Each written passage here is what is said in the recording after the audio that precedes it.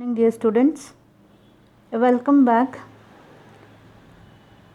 Last class we had a discussion on practical programs. Hope you have understood that. Kindly make a note of the things what you have not understood so that you can discuss with me when we have a Zoom meeting. Hope you are following what has been discussed in the previous classes.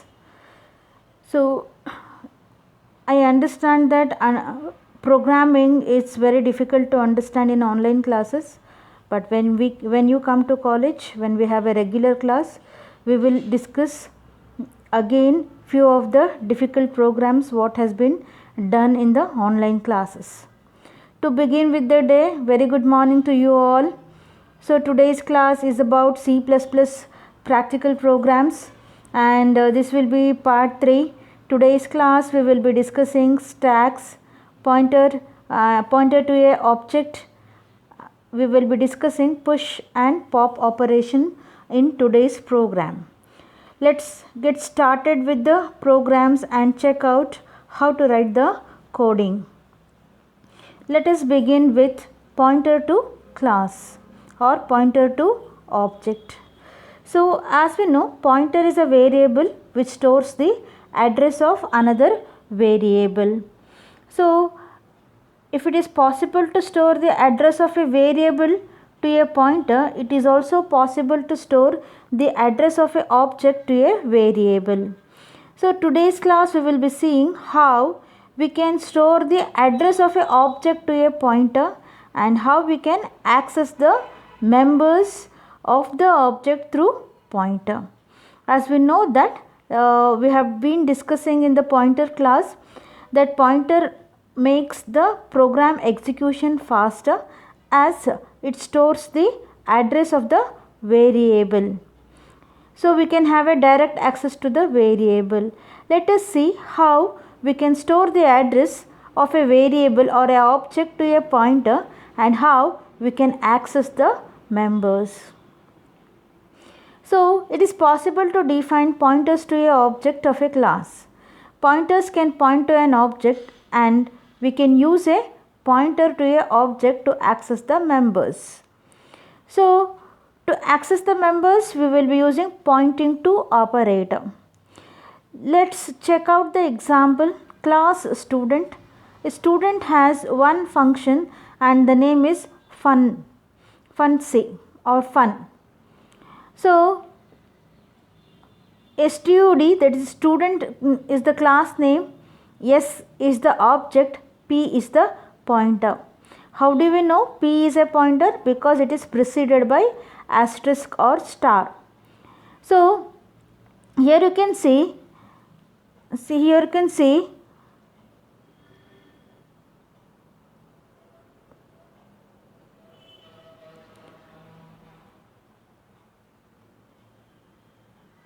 so in this statement you can see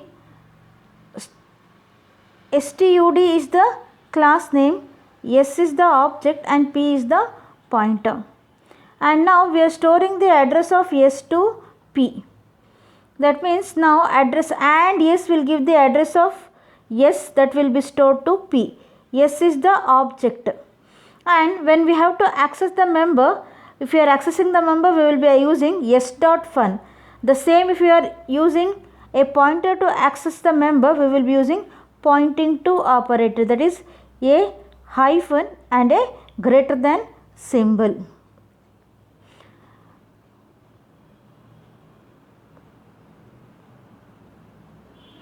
Let us see a practical program, that is program number 12, where we will be creating a class and we will be creating a pointer which will point to the class. So create a class containing the following data members, that is register number, name and fees.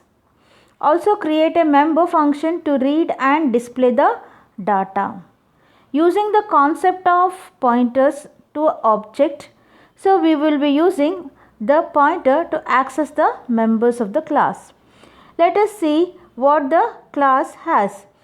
The name of the class is student. It has 3 members: register number, name and fees. Then we have get function and display function. Get function will accept register number, name and fees for a student.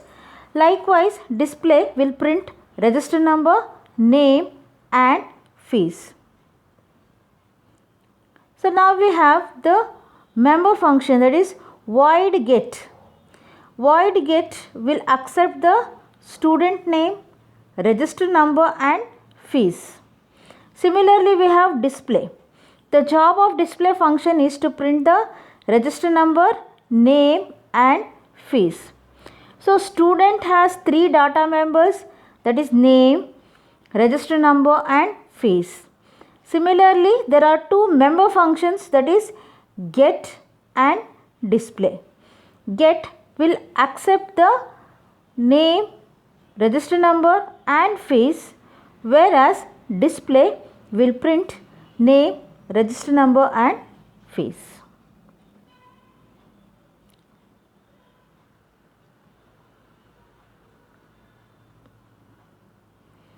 Execution always starts with main. Let us create a object to the student class. So here we have yes. Yes is the object created for student class. So student has name, register number, fees, get and display. Yes will also have a copy of name, register number, fees, get and display, as yes is the type or object of student class. Then we have SP. SP is the pointer. So you can see the star symbol here.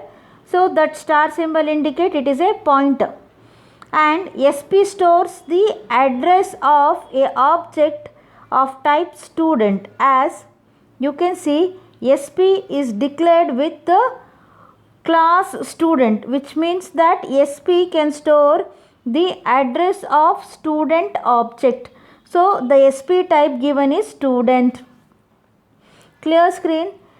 SP is equal to and yes. So and yes gives the address of yes, which will be assigned to SP. SP is the pointer and SP stores the address of yes. Then we have SP. We want to call the function, that is get function through SP. SP is the pointer. So we are using pointing to operator, that is a hyphen and a greater than symbol, arrow, to access the members get and display. So get ch return 0. As we have given int main, we need to specify return 0. If you are giving void main, you need not write this statement. Return statement is not required when you are giving void main. Hope you have understood this program. Let's check out the output of this program. So when you execute this in a computer system, let us see what output we can expect. Enter name. Some name of your choice can be given. For example, Harshit is given and register number 1234, fees. So we are calling get function, which will accept name, register number and fees. Later on we are calling SP pointing to display, which will print the accepted register number, name and the fees. So we have called SP of display, which will print the accepted name, register number and also it will it will print the fees details. So we are running the program again. Again the program will ask you to enter the student name, register number and fees. The following name and register number is given as a sample. Then we will be getting the register number 12345, name as Shashikala and fees as 5250. So this is how you can execute and you can obtain the output. So you can observe here. So we are calling sp.get, so which will read the name, fees and register number. Then we call sp.display, which will print the name, fees and register number. So this is the output. First we are accepting the number because we are calling, in this statement we are calling get, and this is displayed because we are calling sp.display function. The next program is stacks. So performing push operation on stack. Let us have a brief introduction as to what is a stack. So you can see here we have a stack of books. So the books are arranged one above the other. So likewise you might have seen a stack of plates arranged in a hotel. Similarly you might have seen a pile of chairs arranged in an auditorium. So stack is a ordered collection of data elements. So ordered means, why we say ordered? Because there is some order followed in arranging the data or the things.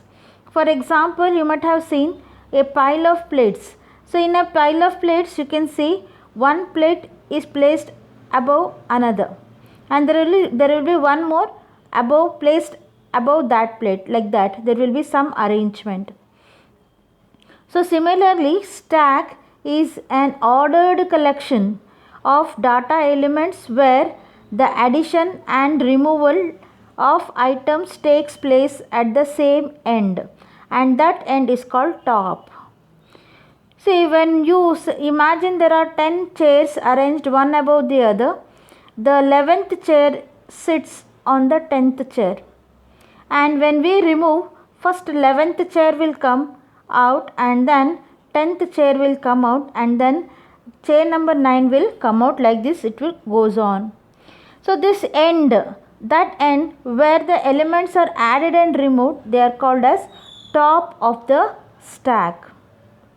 So in a stack the operations, either the addition or deletion, both are done at the same end, and that end is called top of the stack. You take the example of chairs. So imagine there are 10 chairs arranged one above the other. The top chair will be 10, and when we want to add the chair number 11, it sits on chair number 10, and when we want to remove the chair, first we will be removing the 11th chair, that is the most recently added chair. So similarly, if this has to be implemented in computer system, so we will be using stack. This type of arrangement of data if you want to do, we will be using stacks. So stack is a ordered collection. So like you have seen arrangement of chairs and table, plates, like that we have arrangement of data in the memory. So stack is an ordered collection where the elements are added and removed at the same position or same end, and that end is called top of the stack. And in stacks the most recently added data will be removed first. That is, the last item added will be the first item to be deleted. And this ordering is called LIFO. LIFO means last in, first out. So as you can see here, so we have a stack where we have 1, 2, 3, 4, 5 elements, and the recently added element is 5, and when we remove the data, the 5 element first comes out of the stack, that is last element added will be the first element to be removed.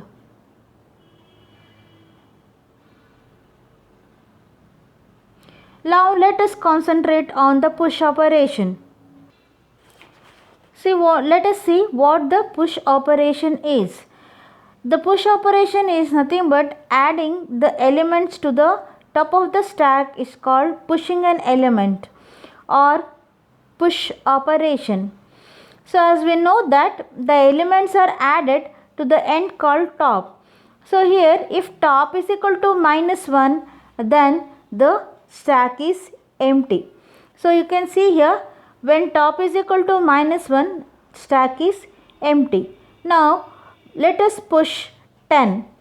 When 10 is pushed to the stack, top becomes 0. And then let us push 20. When we push 20, top becomes 1. So top represents the position. So top is equal to 1. After pushing 12, top will become 2.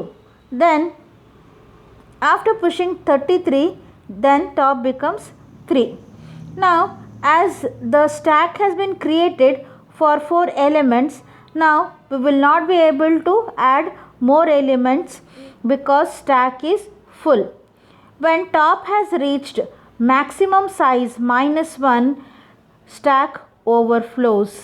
Overflow means there will be no space for storing the data, hence that item is deleted.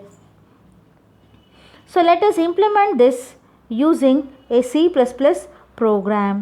So before that, let us quickly have a look on the algorithm for push operation. So push operation, we are checking if stack is the array which contains n elements and top is the pointer where the items are added. Item is the element to be inserted. So if top is equal to n minus 1, so if top is equal to n minus 1, we will print stack is full, that is maximum size minus 1. As we are creating a stack for n elements, if you are creating a stack for 4 elements, so n will be 4. If top has reached n minus 1, as the count starts from 0, 0, 1, 2, 3 and the last element will be at position 3. So there will be no space for adding a new element, then we print stack is full and then we exit. Otherwise we increment the top and then we add the element. So top is equal to top plus 1. Whenever push operation is done, top has to be incremented by 1. And then after incrementing top, then we are inserting the item. So insert item to the stack top. So we are inserting the item to the stack top and then we are exiting from the function or the push function. So first we have to check the overflow condition by checking the maximum size -1. As we are using a array to represent stack, so the array first element is always placed at position 0 and then the last element is always placed at n minus 1. If top has reached n minus 1, that means the stack is full, there is no space. Otherwise we increment the top each time and then we add the element. Let's check out the program for the same. So max size we have given 3, that means we are creating a stack for 3 elements. Initially top is equal to -1. If top is equal to -1, it indicates empty stack. As we have just created the now we are creating a new stack, so let top be -1. Then we have push item. So whatever item given, the value given for item, that will be pushed into the stack. Then we have print, which will print the value. You can see here stack and stack. That means if a function has same name as the class name, that function is called a constructor. A constructor, it will automatically execute when the object is created. When the object is created, top becomes -1. Let us focus on the push function. The push function takes one argument, that is the item. Now we are checking if top is equal to max size -1. That means if top has reached, we are creating a stack for 3 elements. If it has reached 3 minus 1, that is 2. 0, 1, 2 are the elements which can be stored. So in case if top has reached 2, then we are printing stack is full, that is overflow condition. Otherwise we are incrementing the top plus plus, and then we are adding the item, and then we are printing a message is successfully pushed.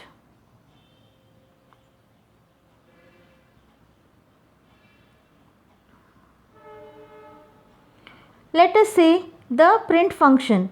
The print function, it will display the contents of the stack. If top is equal to if top is not equal to -1, if top is equal to -1, that means stack is empty. If it is not equal to -1, then there are some data available in the stack. So for int I is equal to 0, I is less than or equal to top. So we are starting from 0 till we reach top. We are printing the elements one by one. So if top is not equal to -1, we are printing the elements. If this is false, control will come here. That means when top is equal to -1, this becomes false. When this becomes false, we are printing stack is empty.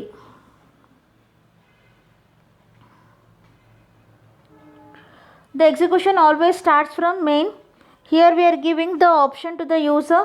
If they have to perform push operation, they have to press 1, 2 to print and 3 to exit. Enter your choice. We are accepting the choice. Then we are checking if choice is equal to 1. The choice and the case value both are compared. If both matches, we are accepting the item and then we are pushing. Otherwise, if the choice is 2, that is print or display, we are calling print function to display the content of the stack. So s dot print. If the choice is 3, so that means user wants to exit. So we just print a message thank you and we exit the program. So the choice given to the user is 1, 2 and 3. In case if there are any other options entered, then we are printing invalid choice. Let us check out the output for the same. So enter your choice, that is 2. So as we are running the program for the first time, stack is empty. From the empty stack, we will not be able to print any data. So we print stack is empty. Now choice is 1. Then enter the item. Item to be pushed is 10. 10 is pushed. So similarly, next again the choice is 1. The item to be pushed is 20 and 30 and 40. As we are creating a stack for only 3 elements, already we have pushed 10, 20 and 30. Again the choice is 1. The item user want to push is 40. As the maximum size is 3, then push operation does not work. Instead, it will display stack is full. There is no space. So similarly we can see now choice is 2. That means you are displaying. So the choice given to the user is 1, 2 and 3. Other than that, if user has given 5, then we are printing invalid choice. Again we run the program and we give the choice as 3. Then we are printing thank you and then we end the program. So this is how we perform the push operation. The next program performs the pop operation. Pop operation is removing an element. Whenever we remove an element, top is decremented by 1. Top become minus minus or top is equal to top minus 1. And also the other thing we need to remember is whenever we want to delete an item from the stack should have some elements. If stack is empty, we will not be able to delete any element. For example, so in this stack, we will not be able to delete any elements because top is equal to -1. So top is -1, then we will not be able to delete because stack is empty.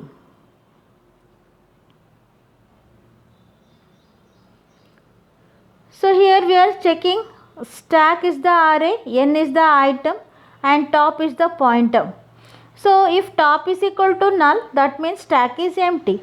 If there are no elements in the stack, we will not be able to delete. So we print stack is empty, we exit.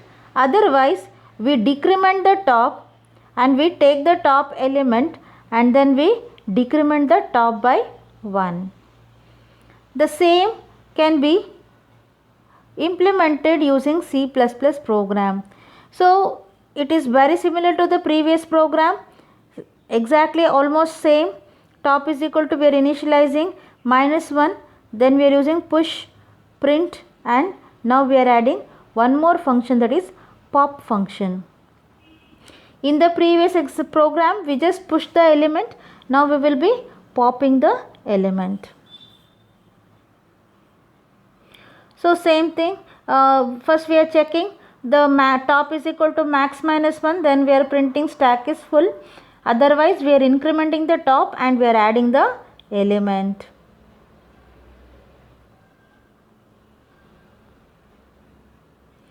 So now print also same, for top, if top is equal to top not equal to -1, so that means if top is equal to -1 the stack is empty. Otherwise if top is not equal to -1, we start from 0 until we reach top and we print the elements one by one from the beginning to top. Let us focus on the push function, pop function.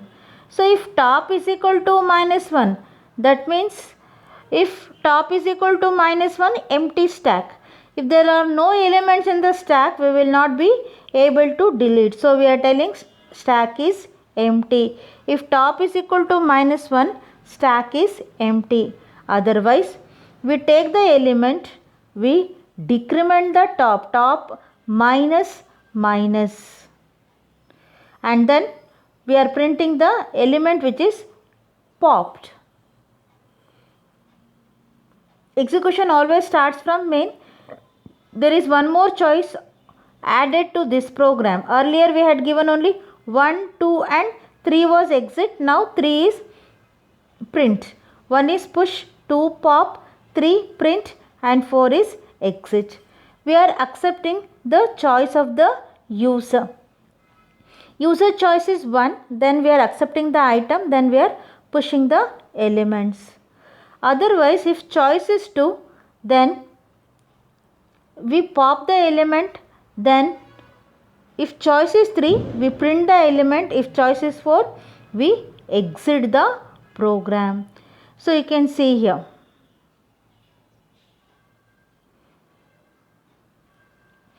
The choice given is 1, 2, 3, 4. Other than that, if there is any other choice, then we will print invalid choice. Let us check out the output of this program. So 1, we are pushing 10. Again choice is 1, we are pushing 20. Again choice is 1, we are pushing 30. Now again choice is 1. You as we have given maximum size 3, we can store only 3 elements, but again the choice is 3. Already there are 3 elements, 10, 20 and 30. So we are saying stack is full. We will not be able to insert 40 because there is maximum size of the stack is 3. So now enter your choice. Choice is 2. That means the last element added was, the first element was 10, next 20, 30. The last element added was 30. As you can see here, when we pop the element, first 30 pop-ups. Then we display, now we have 10 and 20. Again choice is 2, then next popped element will be 20. Again choice is 3, then we print the stack element. So stack has only 10. Now again choice is 2, the last element popped is 10.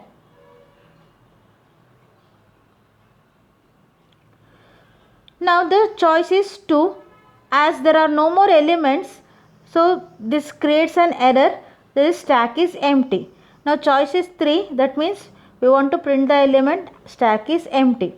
Now choice is 4, that means choice 4 means we want to exit, the user want to exit the program.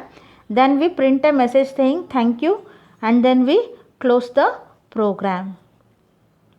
So this is how the stack operation is implemented, that is push and pop operations are implemented using C++ program.